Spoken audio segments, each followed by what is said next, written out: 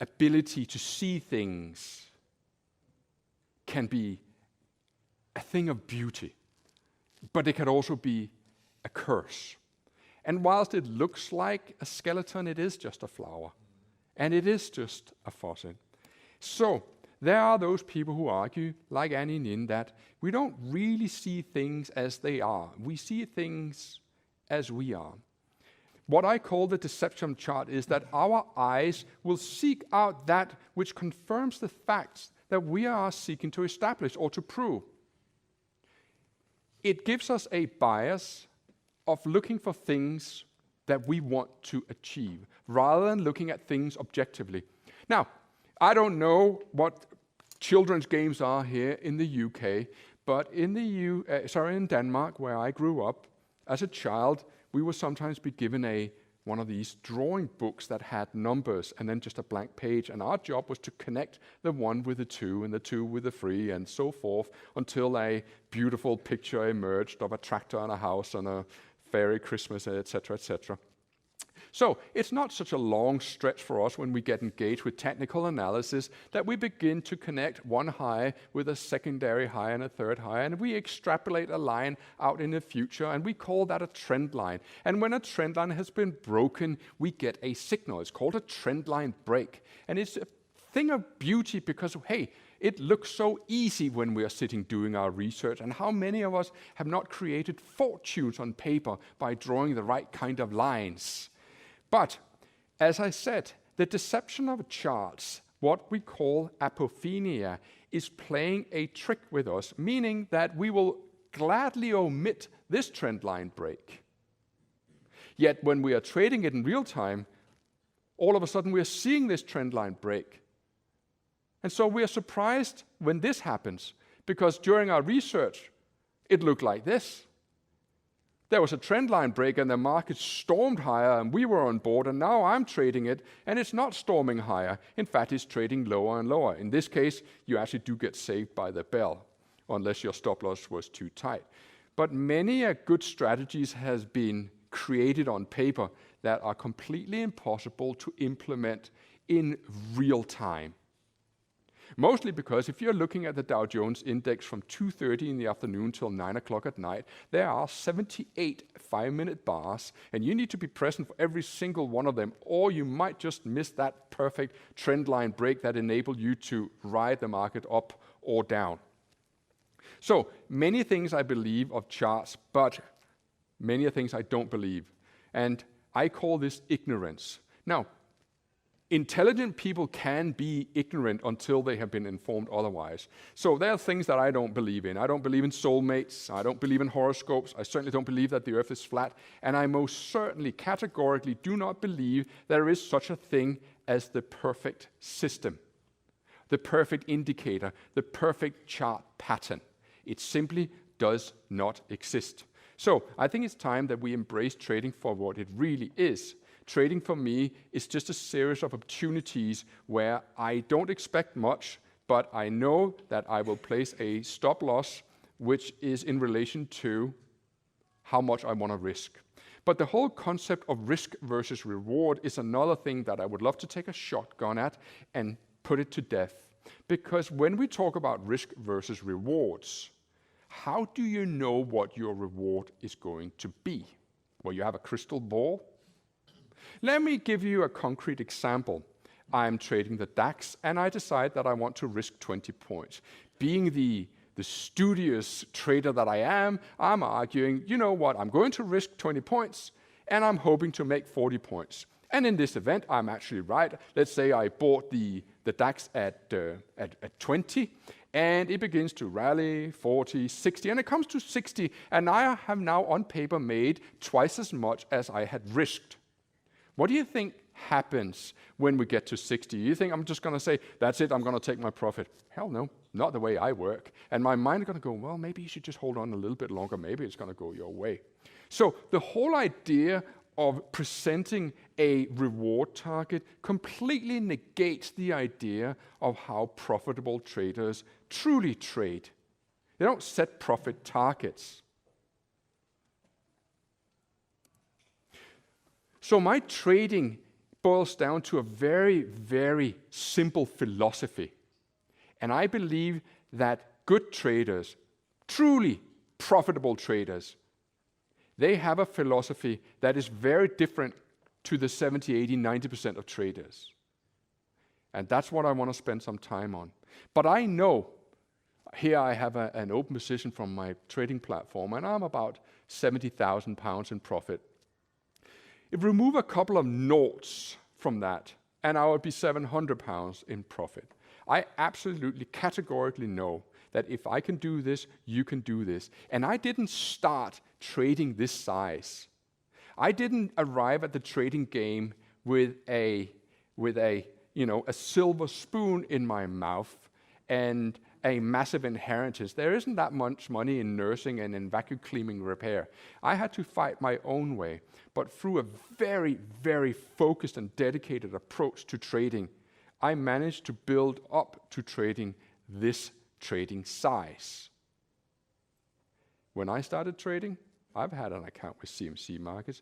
My stake size was £2 a point, then £3 a point, then £5 a point. And every single time that I grew my trading size, I felt that little flutter of nerves. What I would like to help you answer today is, what is your trading philosophy? And is that trading philosophy actually aligned with your own best interest? See, and let me help you try and answer this question. Maybe just something for you to think about, maybe not right now, but if you want to make a lot of points in the market, you can have two approaches. You can risk a lot of points to make a lot of points, or you can risk very little, but then you need to be prepared for the possibility that you will be repeatedly wrong.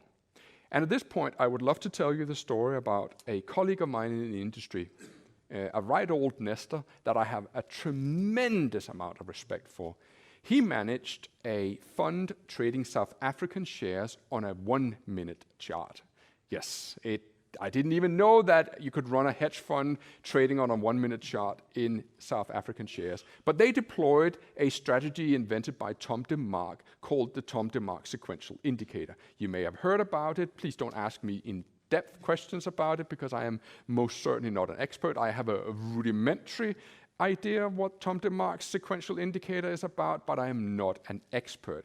However, what I found incredibly refreshing, ladies and gentlemen, was that my friend was telling me, you know what, we had a hit rate that was around the 20s.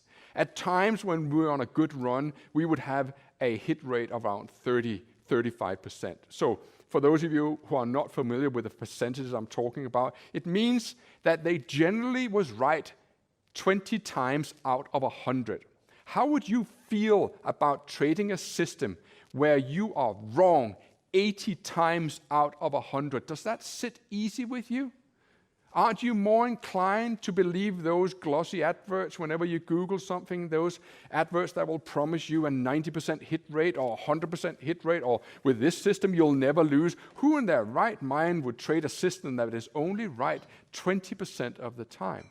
Yet, my friend did it, and they were wildly successful, to the point where they said, this is it, we are not younglings anymore, we made enough money, let's just take our spoils and bugger off to sunny shores.